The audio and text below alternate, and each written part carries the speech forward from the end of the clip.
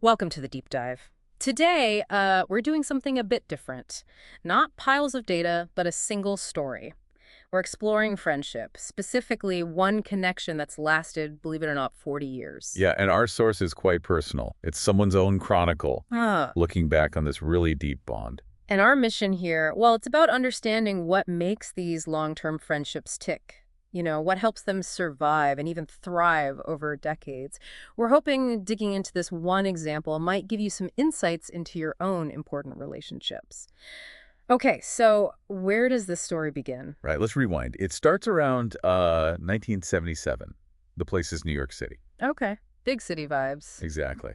And that's where the person writing this chronicle first meets John Baier. And apparently it wasn't like a slow burn. No. No, the chronicle describes it as instant recognition. Like they already knew each other somehow. Wow, that feeling, yeah. It's Look, powerful when that it happens. really is. What is it about that initial click? Maybe shared values you don't even speak about? Or just a similar way of looking at the world? It's like, your souls just recognize each other. The Chronicle uses that phrase, the universe aligning souls. Kind of poetic. It is. Ah. Makes you think about those chance meetings in your own life, doesn't it? Definitely. So they meet in New York. What happens next? Where does the friendship go? Well, the scene shifts. We move to the 1980s, Miami Beach, sunny Florida. Okay, different energy. Totally. Yeah. And here, their bond seems to get stronger through physical activity, actually. They started exercising together. Oh, interesting. Like what? Running partners. They'd run at night along the ocean. Yeah. And swimming, too. Running by the ocean at night? That sounds pretty amazing. Yeah, imagine that shared experience, pushing themselves physically together. It seems like it was more than just, staying fit. It built something deeper. That makes sense. Shared effort, shared challenge. It creates a different kind of connection, doesn't it? Absolutely. And the Chronicle mentions they both loved trying new things, pushing boundaries a bit. Ah, okay. So that adventurous spirit was there early on? Seems like it. Almost like that shared curiosity was maybe the real foundation. Yeah, I get that.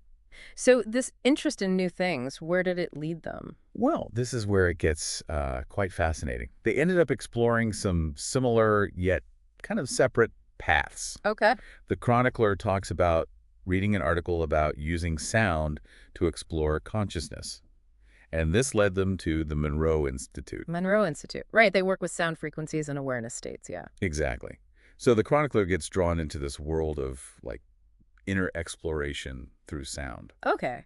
And what about John? Was he involved in that too? Well, interestingly, John followed pretty soon after he went to the Institute, too. Oh, wow. And apparently he really resonated with the place. The Chronicle even mentions he became friends with the founder, Robert Monroe. No kidding. So they both found something there. Yeah. The Chronicle has this interesting phrase that some people are just more attuned to certain frequencies. Is that literal or maybe metaphorical, like being drawn to the same ideas? Could be both, right? Maybe it signifies a natural alignment, a shared wavelength, even when exploring things individually. Okay, this is getting really interesting now, because these parallel explorations lead somewhere else significant, don't they? They do. Fast forward to the summer of 1987. John goes to some kind of gathering out in California, Right. and he comes back with these recordings. Tapes, the Chronicle calls them, tapes of someone named Mafu. Mafu, okay. And the chronicler was interested. Definitely.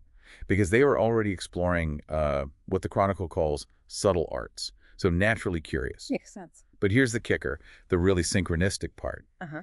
The chronicler remembers that in an earlier channeling session they'd had with someone else called Paul McLean, Paul had actually mentioned Mafu. Before John brought the tapes back, before Mafu was well known. Exactly. Before Mafu was really on the radar.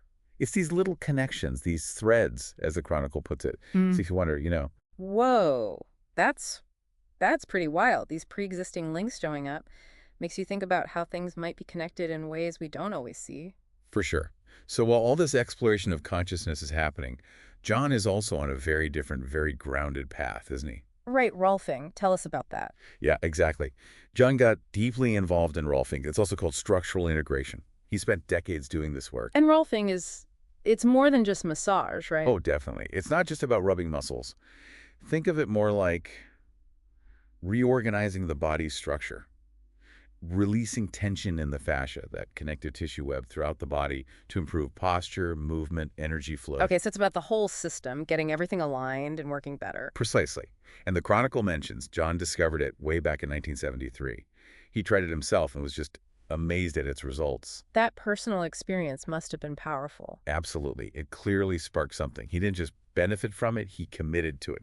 He sought out training directly from Dr. Ida Rolf's lineage, had hundreds of sessions himself. Wow, he really immersed himself. Totally. Trained, became a practitioner, dedicated his life to it, and he sounds confident. The Chronicle quotes him saying, "I deliver results." That's quite a statement. And we have some pretty compelling evidence of those results, right? From Greg Louganis. Yes, absolutely. Craig Yeah. Louganis, the legendary Olympic diver. I mean, talk about someone who knows their body. For sure. Peak physical awareness. And Greg worked with John for over 10 years. He went through the whole Rolfing 10 series multiple times. Multiple times. That says a lot about the ongoing benefit he felt. It really does. And Greg's own words are powerful.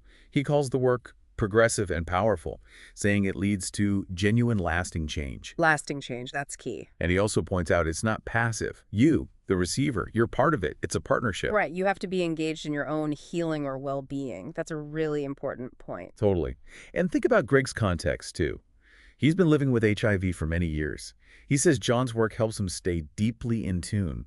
Body, mind, spirit. It supports his active life, even in his 50s. That's incredible. It shows how this kind of bodywork can be part of a much bigger picture of health, especially with chronic conditions. Exactly. Greg calls John a facilitator in my health, but then immediately adds that he himself is equally integral in charge of my healing process. I love that framing. Facilitator and active participant. Yeah, and his recommendation is just glowing.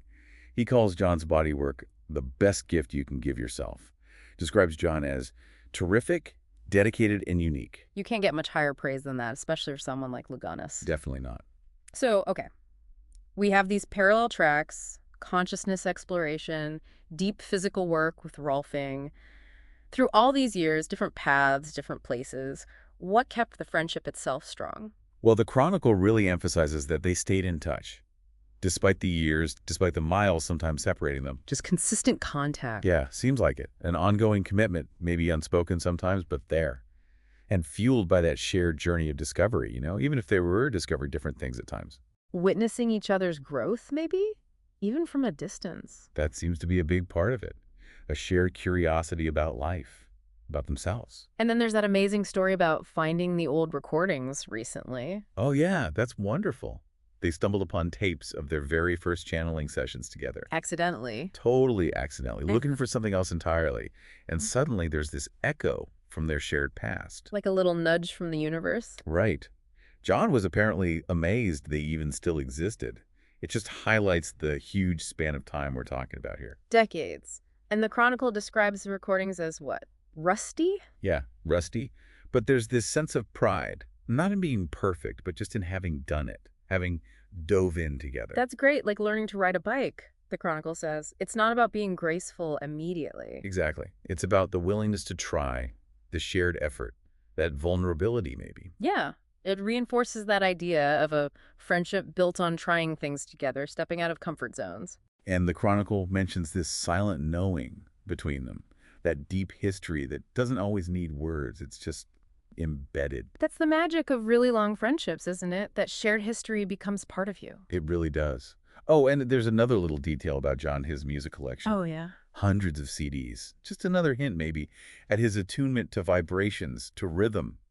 Kind of connects back to the Monroe Institute stuff, and maybe even the energy work in Rolfing in a subtle way. Another layer to him. Interesting. So putting it all together, the Chronicle uses this lovely metaphor, friendships, as anchors that hold across the oceans of time. Anchors. I like that. And in this story, John Baier is clearly one of those anchors, a thread of strength and shared seeking.